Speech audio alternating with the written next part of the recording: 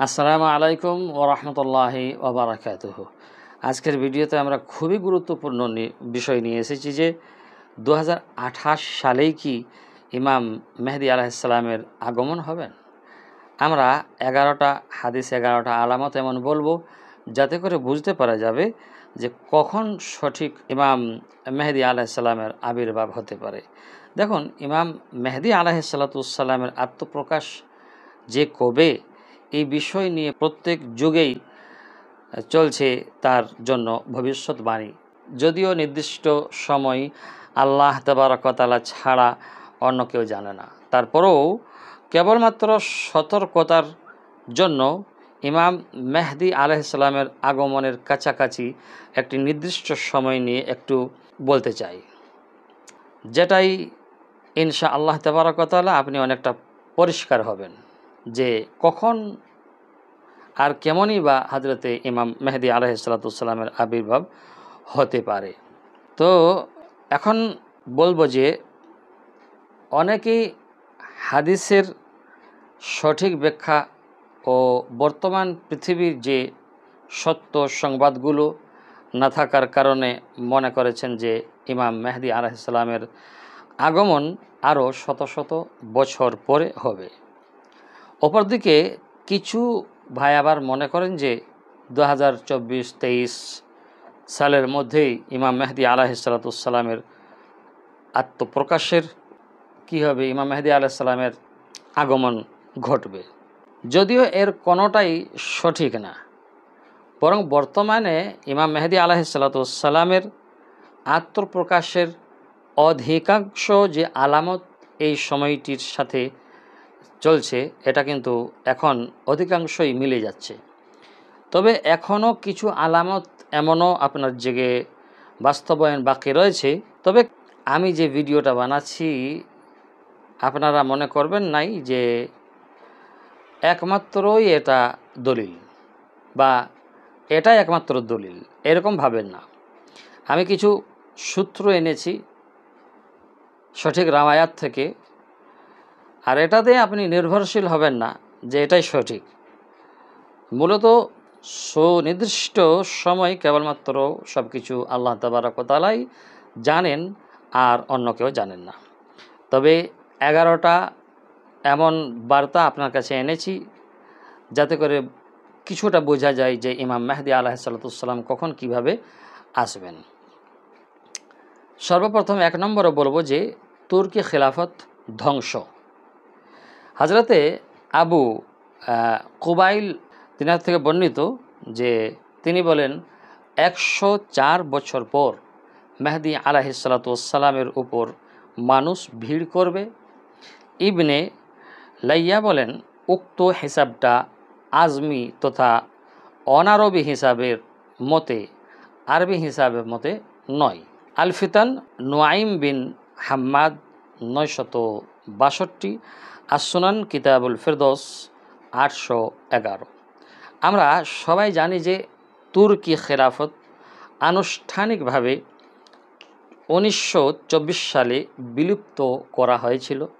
সুতরাং 1924 প্লাস 104 সমান 2028 সাল। বিদ্রোহ একমাত্র তুর্কি খেলাফত আজমি অর্থাৎ অনারবি। এছাড়া 4টি যে খলিফা রয়েছে, যেমন রয়েছে উমাইয়া খেলাফত, আব্বাসিয়া খেলাফত, ফাতিমিয়া খেলাফত, আর সবগুলোই আরবদের মধ্যে প্রতিষ্ঠিত। বাকি তুর্কি একমাত্র এমন খেলাফত যেটা অনারবি, আজমি, আরবি না। তাহলে 2 নম্বর হলো 15ই রমজান শুক্রবার আর রাতে বিকট শব্দে আওয়াজ আসবে, এটি একটি আলামত। হযরত ফিরোজ দাইলামি বর্ণনা করেন আল্লাহ রসুল সাল্লাল্লাহু আলাইহি ওয়াসাল্লাম বলেছেন, কোনো এক রমজানে আওয়াজ আসবে। সাহাবাগণ জিজ্ঞাসা করলেন, হে আল্লাহ রসুল, রমজানে শুরুতে নাকি মাঝামাঝি সময়ে নাকি শেষ দিকে? তখন নবী আলাইহিস সালাম বলেছিলেন যে না, বরং রমজানের মাঝামাঝি সময়ে, ঠিক মধ্য রমজানে রাতে। শুক্রবার রাতে আকাশ থেকে একটি শব্দ আসবে, সেই শব্দে প্রচণ্ডতায় এত বিকট আওয়াজ হবে, সেই শব্দের প্রচণ্ডতায় বলা হয়েছে 70,000 মানুষ সংজ্ঞা হারিয়ে ফেলবে আর 70,000 বধির হয়ে যাবে।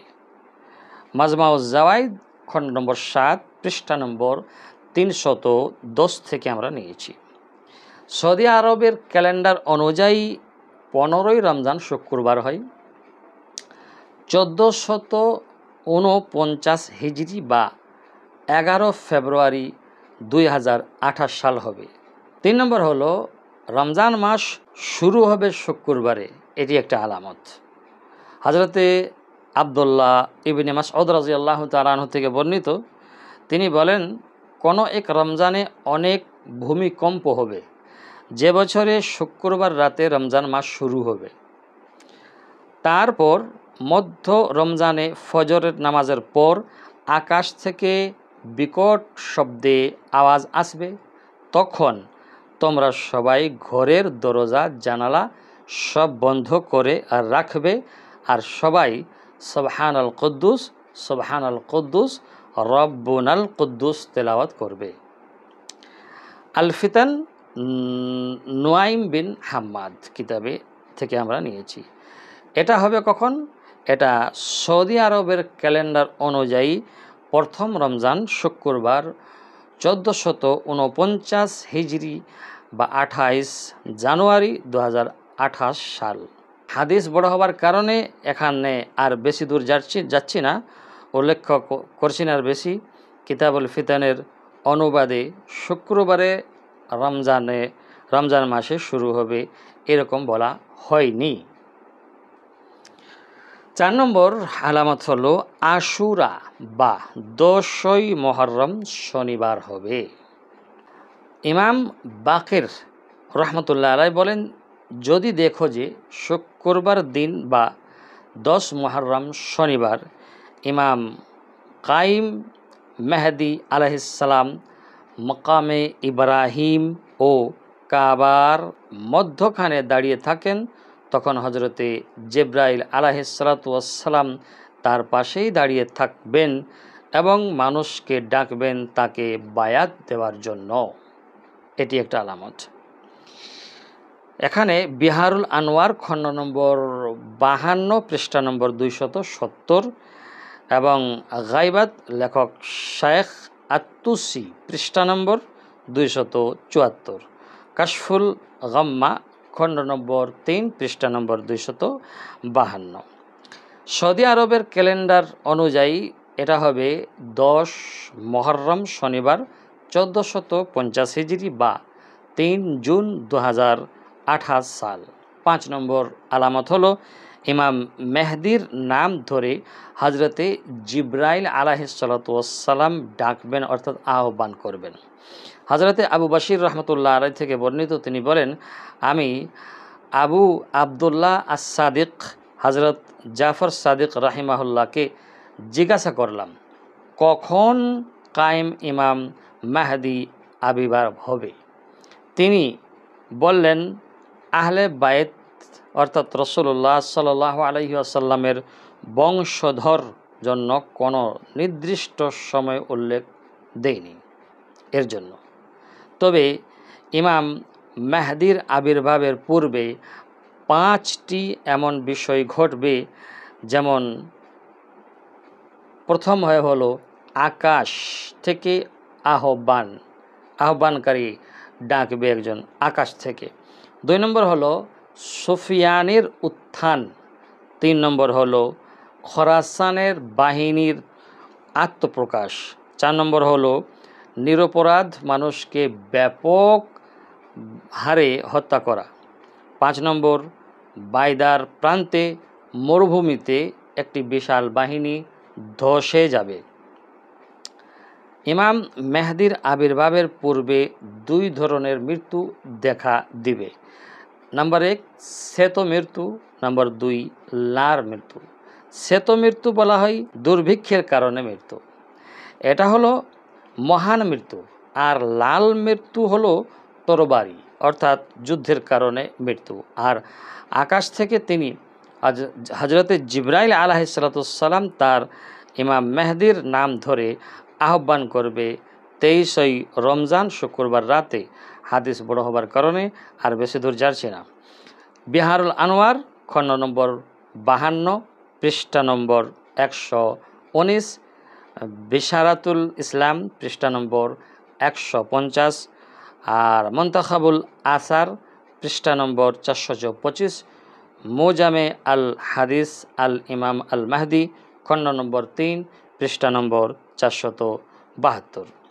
সৌদি আরব ক্যালেন্ডার অনুযায়ী হবে 22 রমজান শুক্রবার। যেহেতু আরবি মাস সন্ধ্যা থেকেই হিসাব করতে হয়, তাই শুক্রবার রাত 23 রমজান হবে। 1449 হিজরি বা 18ই ফেব্রুয়ারি 2028 সাল হবে। 6 নম্বর আলামত হলো রমজান মাসে চন্দ্রগ্রহণ ও সূর্যগ্রহণ দুটাই হবে। মোহাম্মদ ইবনে আলী ইবনে আল হানাফিয়া রাহিমাহুল্লাহ বলেন, যতক্ষণ পর্যন্ত আকাশ ও পৃথিবী থেকে দুইটি বিষয় না ঘটে ততক্ষণ পর্যন্ত মেহেদির আগমন হবে না। প্রথমটি হলো রমজানের প্রথম রাতে চন্দ্রগ্রহণ, আর দ্বিতীয়টি হলো মধ্য রমজানে সূর্যগ্রহণ না ঘটে, অর্থাৎ দ্বিতীয়টি হলো মধ্য রমজানে সূর্য গ্রহণ না ঘটবে ততক্ষণ পর্যন্ত ইমাম মেহেদির আবির্ভাব হবে না। ইমাম আল আলী বিন ওমর আল দারকুতনি এবং আল কওলুল মুখতাসর ফি আলামাতিল মাহদি আল মুনতাজর লেখক এটার ইবনে হাজার আল হাইতামি পৃষ্ঠা নম্বর 47। এখানে আসছে যে আরবি হিসাব 1 রমজান হবে রবিবার 1448 হিজরি বা 7 ফেব্রুয়ারি 2027 সালে সূর্যগ্রহণ ঘটবে, আর 20 ফেব্রুয়ারি 2027 চন্দ্রগ্রহণ ঘটবে। বিদ্রোহ 2026 সালেও রমজানে মাসে 2 বার কিন্তু চন্দ্রগ্রহণ ও সূর্যগ্রহণ হবে। 7 নম্বর আলামত হলো বিখ্যাত সাহাবী আবু হুরায়রা রাদিয়াল্লাহু তাআলা আনহের উক্তি। এখানে হযরতে আবু হুরায়রা রাদিয়াল্লাহু তাআলা আনহু তিনি বলেন, 1400 হিজরির পর 2 দশক বা 3 দশক পর ইমাম মেহেদী আলাইহিসসালামের আবির্ভাব হবে। আসমাউল মাসালিক লেখক কালদা বিন জায়দ পৃষ্ঠা নম্বর 216। সুতরাং 1400 প্লাস 20 প্লাস 30 সমান 1450 হিজরি বা 2028 সাল হবে। 8 নম্বর আলামত যেটা, সেটা হলো শাহ নিয়ামতুল্লাহ রহমতুল্লাহ আলাইহির কাসিদা। শাহ নিয়ামতুল্লাহ রহমতুল্লাহ আলাই এর যে কাসিদা, মূলত ভারত উপমহাদেশের বিভিন্ন বিষয়ের উপর ভবিষ্যৎবাণী করা একটা কবিতা। কাসিদা লেখা হয়েছে 1158 সালে এই কাসিদাটা লেখা হয়েছে। কাসিদার যে প্যারা রয়েছে 57 বলা হয়েছে। সেখানে কানা জাহুকার ব্যাপার, কানা জাহুকা প্রকাশ ঘটার সালেই প্রতিশ্রুত ইমাম মেহেদী দুনিয়ার বুকে হবেন আবির্ভাব। উল্লেখ্য যে কানা জাহুকা শব্দটি কিন্তু কোরআনে কারীম সূরা বানী ইসরাইলের 81 নম্বর আয়াতে রয়েছে, এবং আমরা জানি যে উপমহাদেশ ভারত ও পাকিস্তান নামে ভাগ হয়েছে 1947 সালে। সুতরাং 1947 প্লাস 81 সমান 2028 সাল। 9 নম্বর যে আলামত রয়েছে সেটা হলো সুফিয়ানের জন্ম উত্থান। হযরতে জুহরি রহমতুল্লাহ আলাই থেকে বর্ণিত আসছে, তিনি বলেন, দ্বিতীয় সুফিয়ানের জন্মের সময় আকাশে আলামত বা নিদর্শন দেখা যাবে। কীরকম? এখানে আল ফিতান নুয়াইম বিন হাম্মাদ 954 থেকে বলেছে যে 1986 সালের 8ই মার্চ আকাশে হেলির ধূমকেতু দেখা গিয়েছিল। সাধারণত প্রতি ৭৪ থেকে ৭৯ বছর পর এই হেলির ধূমকেতু পৃথিবীতে দৃশ্যমান হয়। তাহলে জ্যোতির্বিজ্ঞানী বিশ্বাস করেন যে বছর হেলির ধূমকেতু দৃশ্যমান হয় সে বছর একটা বিখ্যাত ঘটনা ঘটেই থাকে। হজরতে হুজাইফা রাদিয়াল্লাহু তাআলা আনহু থেকে বর্ণিত, হজরতে ইমরান ইবনে হুসাইন খুজাইমি রাদিয়াল্লাহু তাআলা আনহু রাসূলুল্লাহ সাল্লাল্লাহু আলাইহি ওয়াসাল্লামকে জিজ্ঞাসা করেছিলেন, আমরা এই সুফিয়ানীকে কিভাবে চিনব? তিনি উত্তর করেছিলেন, রাসূলুল্লাহ সাল্লাল্লাহু আলাইহি ওয়াসাল্লাম তিনি বললেন, তার গায়ে দেখবে দুটি কাতওয়ানির চাদর থাকবে, দুটি শক্তিশালী দল। তার চেহারার রং কিন্তু ঝলমল তারকার মতো হবে। ডান গালে তিলক থাকবে আর বয়স মোটামুটি 40-এর কম হবে। এখানে আসসুনানুল ওয়ারিদাতুল ফিল ফিতান খণ্ড নম্বর 5 পৃষ্ঠা নম্বর 110-এ বলা হয়েছে। সুতরাং 1986 প্লাস 40 সমান 2026 সাল, অর্থাৎ 2026 সালের পূর্বে সুফিয়ানের উত্থান ঘটে যাবে। এবার আমরা সবাই জানতি যে ইমাম মেহদির আবির্ভাবের পূর্বে সিরিয়াতে সুফিয়ানের উত্থান হবে, জেনে গেলাম। 10 নম্বর যে আলামতটা রয়েছে সেটা হলো ফেরাত নদীর তীরে সোনার পাহাড় ভেসে ওঠা ও ইমাম মেহদির নিকট খেলাফতের দায়িত্ব হস্তান্তর। সাহাবী হজরতে আবু হুরায়রা রাদিয়াল্লাহু তাআলা আনহু থেকে বর্ণিত, তিনি বলেন, চতুর্থ ফিতনা হচ্ছে অন্ধত্বপূর্ণ ফিতনা, যা সমুদ্রের ঢেউয়ের নেও উত্তাল হয়ে আসবে। আরব অনারবের কোনো ঘর বাকি থাকবে না, প্রত্যেক ঘরেই উক্ত ফিতনা প্রবেশ করবে, যা দ্বারা তারা লাঞ্ছিত ও পদস্থ হয়ে যাবে। যে ফিতনাটি শাম সিরিয়া দেশে চক্কর দিতে থাকলেও রাত্রি যাপন করবে ইরাকে, তার হাত পা দ্বারা আরব ভূখণ্ডের ভিতর বিচরণ করতে থাকবে। উক্ত ফিতনা এই উম্মতের সাথে চামড়ার সাথে চামড়া মিশ্রিত হওয়ার নেই, মিশ্রিত হয়ে যাবে। তখন বালা মুসিবত এত ব্যাপক ও মারাত্মক আকার ধারণ করবে যা দ্বারা মানুষ ভালো খারাপ কিছুই নির্ণয় করতে সক্ষম হবে না। এই মুহূর্তে কেউ উক্ত ফিতনা থামানোর সাহসও রাখবে না। এদিকে একটু শান্তির সুবাতাস বইলেও অন্যদিকে তীব্র আকার ধারণ করবে। মানুষ সকালবেলা মুসলমান থাকলেও সন্ধ্যাবেলা হতে হতে সে কাফের হয়ে যাবে। উক্ত ফিতনা থেকে কেউ বাঁচতে পারবে না, কিন্তু শুধু ওই লোক বাঁচতে পারবে যে সমুদ্রে ডুবন্ত ব্যক্তির নেই করুণ সুরে আকুতি জানাতে থাকে। সেটাই প্রায় 12 বছর পর্যন্ত স্থায়ী থাকবে এই ফিতনা। এক পর্যায়ে সকলের কাছে সব কিছু স্পষ্ট হয়ে উঠবে। এই তো মধ্যে ফেরাত নদীর স্বর্ণের একটি পাহাড় প্রকাশ পাবে এই সময়টাতেই, যা দখল করার জন্য সকলেই যুদ্ধে জড়িয়ে যাবে এবং প্রতি 9 জনের 7 জন মারা পড়বে। আল ফিতান নুয়াইম বিন হাম্মাদ 674 নম্বর। আমরা সবাই জানি যে চতুর্থ ফিতনা বা সিরিয়ার যুদ্ধ শুরু হয়েছিল 2011 সালে। সেটা 12 বছর স্থায়ী থাকবে। তারপর ফেরাত নদীর তীরে সোনার পাহাড় ভেসে উঠবে। সুতরাং 2011 প্লাস 12 সমান 2023 সাল। আল্লাহু আকবার। উল্লেখ্য যে ফেরাত নদীর তীরে সোনার পাহাড় দখলকে কেন্দ্র করে যুদ্ধের পর যুদ্ধে ইরাকের কুফা, মসুল নগরীতে কালো পতাকা বাহী দলের উপর গণহত্যা সংগঠিত হবে। তারপরে খোরাসানের কালো পতাকাবাহী বাহিনীর আত্মপ্রকাশ হবে। হযরত ইবনুল হানাফিয়া রহমতুল্লাহ আলাই থেকে বর্ণিত, তিনি বলেন, খোরাসান থেকে কালো ঝান্ডাবাহী দল এবং শুআইব ইবনে সালেহ ও মাহদী আলাইহিসসালামের আত্মপ্রকাশ আর মাহদী আলাইহিসসালামের হাতে ক্ষমতা আসা ৭২ মাসের ৬ বছর মধ্যে সংগঠিত হবে।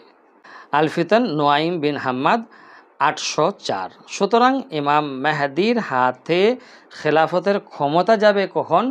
2023 প্লাস 6 সমান 2029 সাল, অর্থাৎ 2029 সালের পূর্বেই মেহেদীর হাতে রাজত্ব আসবে বা যাবে। 11 নম্বর যে আলামতটা রয়েছে সেটা হলো পবিত্র কাবা শরীফে হত্যাকাণ্ড। 1400 হিজরিতে ইমাম মেহেদীকে কেন্দ্র করে লোকজন জড়ো হবে। রিসালাত আল খুরুজ আল মেহেদী পৃষ্ঠা নম্বর 108। অর্থাৎ 1400 হিজরি বা 1979 সাল। তো 1979 সালে হজের সময় জুহাইমান আল কুতাইবি নামে এক ব্যক্তি তার শ্যালককে ইমাম মেহেদী হিসাবে পরিচিত করে পবিত্র কাবা শরীফে 15 দিন অবরুদ্ধ করে রাখে। তারপর পাকিস্তান ও ফ্রান্সের সেনাবাহিনীর সহায়তায় তাদেরকে হত্যা করা হয়। তা হযরত তাবে রহমতুল্লাহ আলাই থেকে বর্ণিত যে তিনি বলেন, আশ্রয় প্রার্থী অচিরেই মক্কার নিকট আশ্রয় চাইবে, কিন্তু তাকে হত্যা করে দেওয়া হবে। অতঃপর মানুষ তাদের যুগের কিছু কাল বসবাস করবে। অতঃপর আরেকজন আশ্রয় চাইবে, যদি তুমি তাকে পাও তাহলে তোমরা তাকে আক্রমণ করিও না, কেননা সে ধসনেওয়ালা সৈন্য দলের একজন সৈন্য। অর্থাৎ যারাই তাকে আক্রমণ করতে যাবে তারাই মাটির নিচে ধসে যাবে। আল ফিতান নুআইম বিন হাম্মাদ 935। এখানে যুগের কিছু কাল বলতে ইমাম ইবনে আব্বাস রাদিয়াল্লাহু তাআলা আনহু বলেন 33 থেকে 40 বছর বা তার বেশি কিছু সময়। সুতরাং 1979 প্লাস 40 সমান 2019, আরও কিছু সময়। এটি আল্লাহ তাবারাক ওয়া তাআলা ছাড়া আর কেউ জানে না। এই যে ভিডিওতে আপনি শুনলেন, দেখলেন, এটাতেই বিশ্বাস করবেন না, বা এটাই বিশ্বাসযোগ্য না, বা এটাই সঠিক তথ্য নাও হতে পারে। সেই জন্য আনুমানিক 11টি হাদিসে 11টি আলামত পাওয়া গেল। তাহলে বুঝতে পারলাম যে ইমাম মেহেদী আলাইহিস সালামের আবির্ভাব কখন হতে পারে। ভালো থাকবেন। আসসালামু আলাইকুম ওয়া রাহমাতুল্লাহি ওয়া বারাকাতুহু।